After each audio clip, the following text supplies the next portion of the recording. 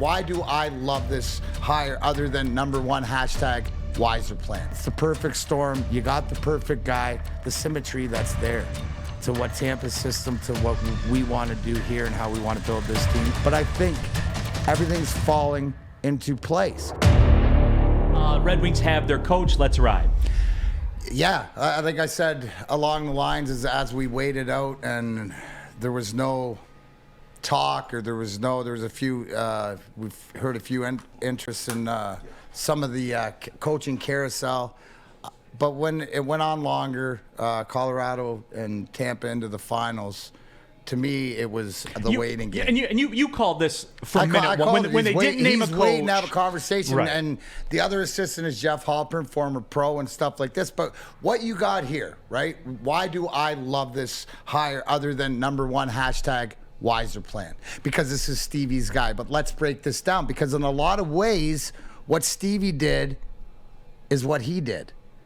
Everything, if you follow the path line. So Derek Lalonde, who assistant coach under John Cooper in Tampa Bay, has learned the championship pedigree system that Tampa Bay Lightning has. He is a player's coach. You see the first, when he comes in his press conference, I need to talk to my guys. You know, I'm known as a player's guy. It's communication, stuff like this. Now, along the lines, yes, Jeff Blashill was a player's coach, but what's the difference between Lalonde and Blashill? That's my question, D-Mac. What's the difference between these two guys? Look, right, where I said along the Stevie lines, to me, it's like Steve Yzerman when he retired and went to the upper management of the Detroit Red Wings under Kenny Holland for 3 or 4 years and learned what he needed to learn to go to Tampa to get his master's degree in GM, to set that team up, to start building that team, and then to come back to do it here.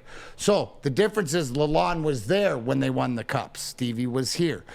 But learning the pedigree. So unlike Blashley, had somebody like John Cooper to learn under, to learn what he liked, what he didn't like, how he put that team together, right? So now you're taking the Tampa, as we did with Steve 3 years ago, and bringing their GM over that built that team that went on to win Stanley Cups back-to-back and 3 finals, right? You're bringing the guy that knows the intricacies, has worked with Stevie before.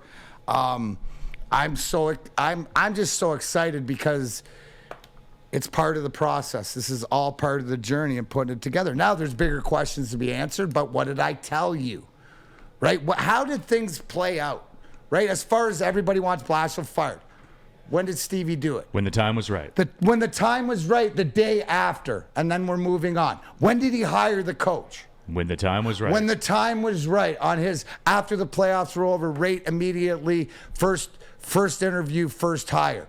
The draft is Thursday. Obviously, yes, you would have liked to have your coach for the next season in before this time, but I think everything's falling into place. Now there's decisions to be made. Stick around tomorrow. I think the conversation that we're going to have about Mr. Tyler Bertuzzi tomorrow on the show, and breaking down about what does this mean moving forward. Obviously, the draft is on Thursday. Right. But to what you always say, now you have the coach, now these conversations that you can have around the league, whether it's about the free agents that are coming up if you're going to make a big move because you have salary cap, or if you're going to do something in the draft. It's the perfect storm. You got the perfect guy. By the way, they call him Fester, Uncle Fester, right? You know, like the locker room can be vicious, but I'm excited. I don't know Derek Lalonde. I've never met him before, but I'm really excited to sit down because I think that, you know, our goals really align. And if there's anything I can do as far as off the ice or culturally or just the conversations, I'm all here for it. And couldn't be more excited. Again, hashtag wiser plan. It's just part of the process along the journey. So you should be really happy. Know that this guy, and he's getting the opportunity. And look at what Stevie did. The consistency to what he did. In Tampa, he gave John Cooper an opportunity. Now he's giving Derek Lalonde opportunity. But it's all about pedigree. And it's all about, you know, and there's one thing that we see a lot of times in sports is a coach wins a championship and then everybody thinks he's the end-all be-all. Or an assistant coach wins it. In football, we see it a lot, and then they move on, hence like a Matt Patricia and stuff like this. This is not the Patricia program. This is pretty much, you know, the system that he's going to bring in because you see it in Tampa. So there's really the symmetry that's there. to what Tampa's system, to what we want to do here and how we want to build this team. So I believe, you asked me who does this benefit the most? Dylan Larkin. Dylan Larkin.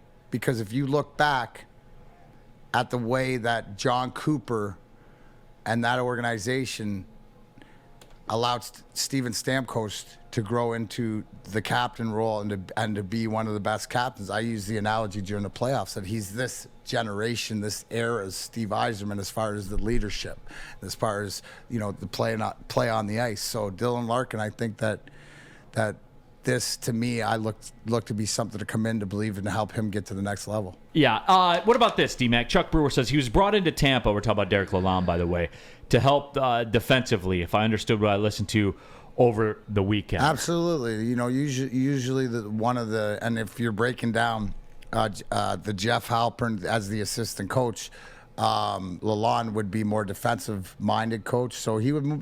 The analogy is more on the Dave Lewis back in our day side. But obviously, in doing that, all I think back to Steve Yzerman's conversation about why he let Jeff Blashill go, regression offensively and defensively. So, yes, it starts with the way that the Tampa Bay Lightning, as offensive as they are and the skill they have, it's built from defense out.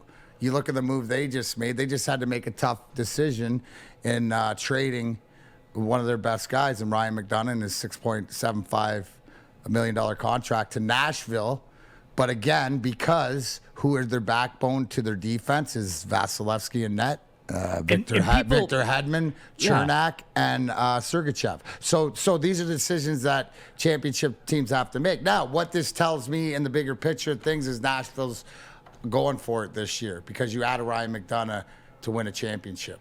And I think people misjudge Tampa a little bit. Like I think the street cred is certainly they have Vasilevsky, but I think people look at them offensively and say, wow, what a machine they are offensively. Because you have Stamkos as the name, right? Like, he's got some years now. Kucherov is my dude. Braden Point. But see, the thing is, like, they have that Ferrari defenseman. Yes. In Victor, and that's the difference. They got the guy that you're watching to see Mo Sider, your guy, development. That's the closest thing that I can say that he reminds me of. A right-handed shot, but the way he's physical, and you want and Mo Sider, and so skilled he actually could exceed Victor Hedman because of his offensive prowess early in his career. Yeah, why not? Did Victor Hedman win the Calder? Okay, I'm just saying. You're getting me a little excited, D-Mac, with that. I'm just saying. Right, it's out there. The ability. I think all these young guys have the ability, to really be impactful. But again, I'm talking 3-4 years that I expect to be competing for a Stanley Cup. So Mo Sider's going to be the backbone, the Victor Hedman for us, like he was for Tampa.